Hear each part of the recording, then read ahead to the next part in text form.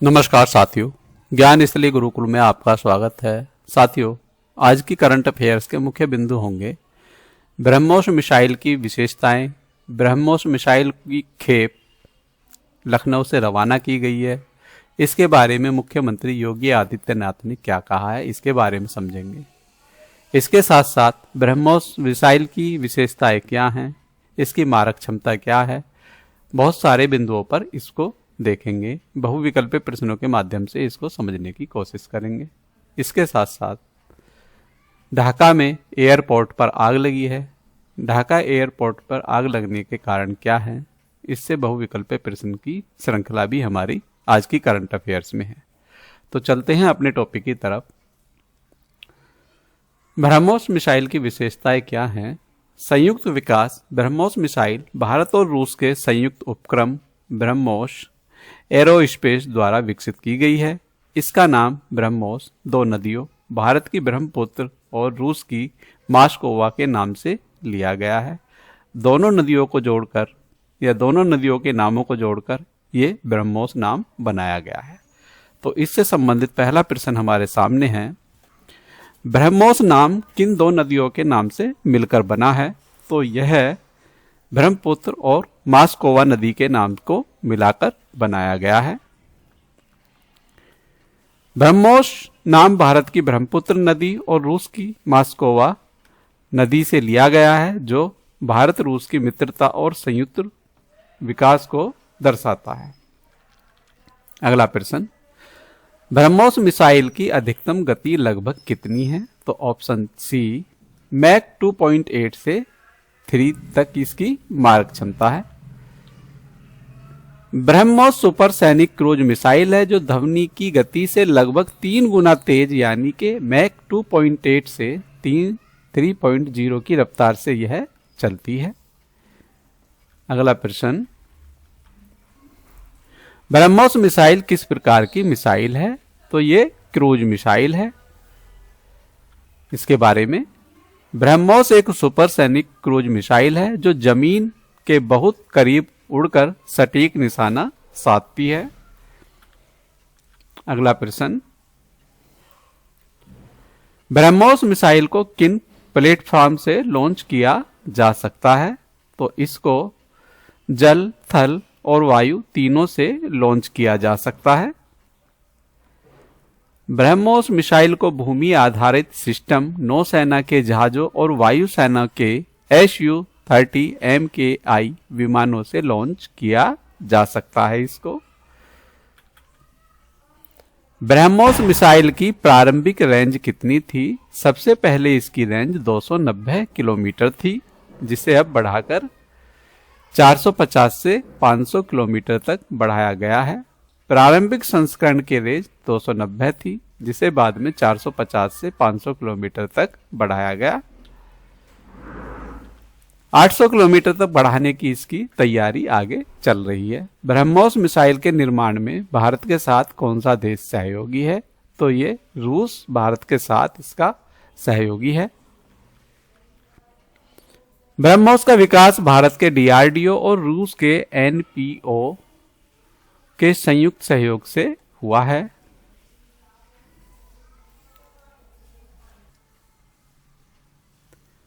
BrahMos missile की पहली खेप लखनऊ से कब रवाना की गई है?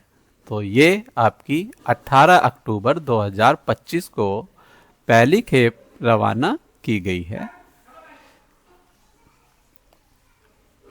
अक्टूबर 2025 में लखनऊ डिफेंस कॉरिडोर स्थित ब्रह्मोस यूनिट से पहली खेप रवाना की गई, जो नौसेना के लिए तैयार की गई है। अगला प्रश्न, लखनऊ की ब्रह्मोस यूनिट किस योजना के अंतर्गत स्थापित की गई थी?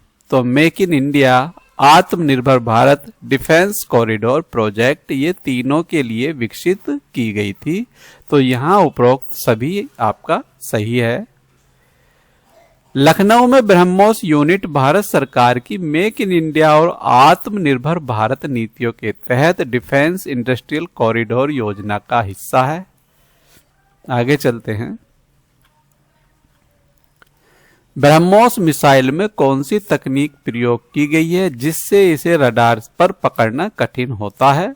तो ये लो फ्लाइट प्रोफाइल तकनीकी यहां प्रयोग की गई है।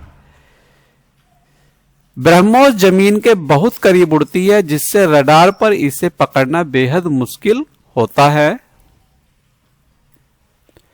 लखनऊ में ब्रह्मोस यूनिट लगभग कितने एकड़ क्षेत्र में फैली है? तो ये लगभग 200 एकड़ क्षेत्र में फैली है। ब्रह्मोस एयरोस्पेस की लखनऊ यूनिट लगभग 200 एकड़ क्षेत्र में स्थापित है और यह देश में मिसाइल उत्पादन का प्रमुख केंद्र बनेगी। अगला प्रश्न, ढाका बांग्लादेश में हजरत शाहजीलाल इंटरनेशनल एयरपोर्ट पर आग लग गई है। ये कार्गो क्षेत्र में लगी है आग। इससे भी हमारे कुछ बहुविकल्पीय प्रश्न हैं। पहला प्रश्न आपके सामने है, तस्वीर भी आपके सामने। ढाका के किस हवाई अड्डे पर हाल ही में आग लगी थी? तो ये आपका ऑप्शन बी हजरत शाहजीलाल अंतरराष्ट्रीय हवाई अड्डा है जिस पर यह आग लगी है। अगला प्रश्न, आग किस क्षेत्र में लगी थी? तो ये कार्गो विलेज क्षेत्र में यह आग लगी है। यह आग कार्गो क्षेत्र, जिसे कार्गो विलेज कहा जाता है, में लगी है जहां निर्यात आयात सामान व गोदाम स्थित है। अगला प्रश्न, आग के संभावित कारणों में से कौन सा सही है? तो अत्यधिक ज्वलनशील रसायनों का भंडारण इसका मुख्य कारण माना जा रहा है। प्रारंभिक जांच में पाया गया कि वहां रसायन, कपड़े और प्लास्टिक जैसे ज्वलनशील सामग्री रखी थी जिससे आग तेजी से यहां पर फैली है। अगला प्रश्न, आग बुझाने के लिए कितनी अग्निशमन इकाइयां तैनात की गई? तो 37 अग्निशमन इकाइयां यहां पर तैनात की गई। आग लगने के बाद उड़ान संचालन कितने समय के लिए रुके रहे? तो ये लगभग 6 घंटे तक के लिए यहां पर रुके रहे हैं।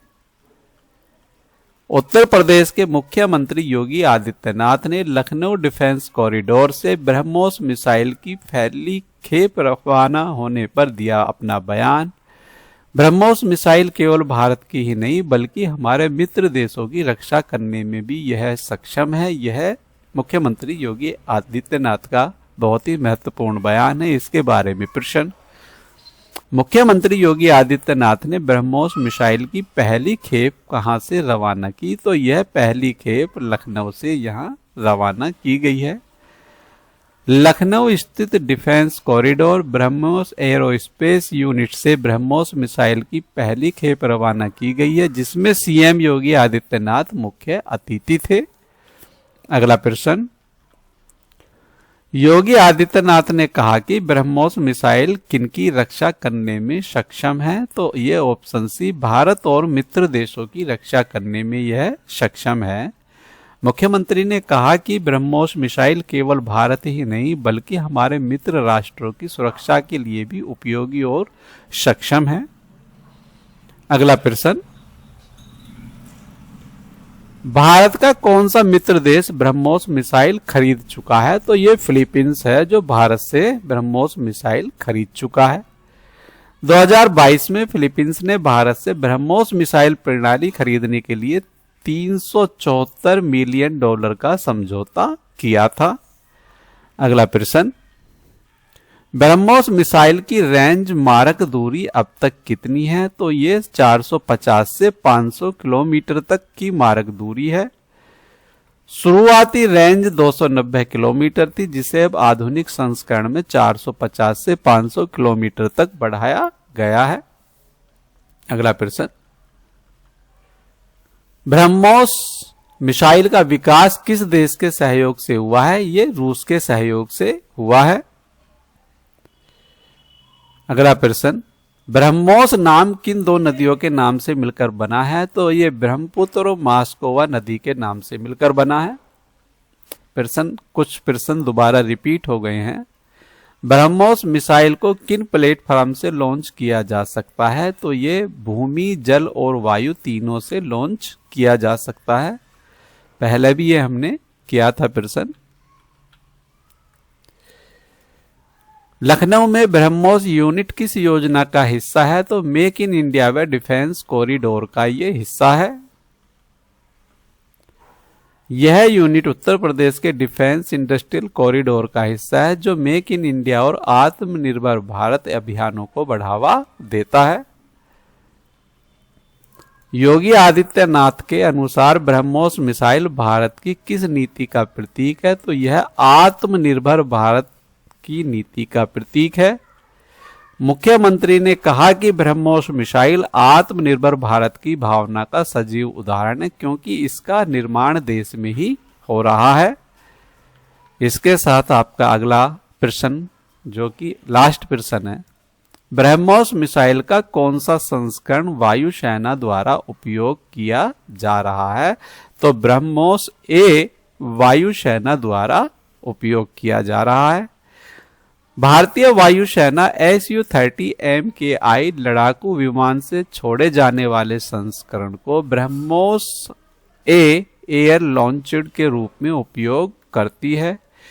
इसी के साथ साथ आज की करंट अफेयर्स के सभी प्रश्न हमारे समाप्त होते हैं। करंट अफेयर्स से संबंधित सभी विस्तृत जानकारी आपको डिस्क्रिप्शन बॉक्स में मिल जाएगी।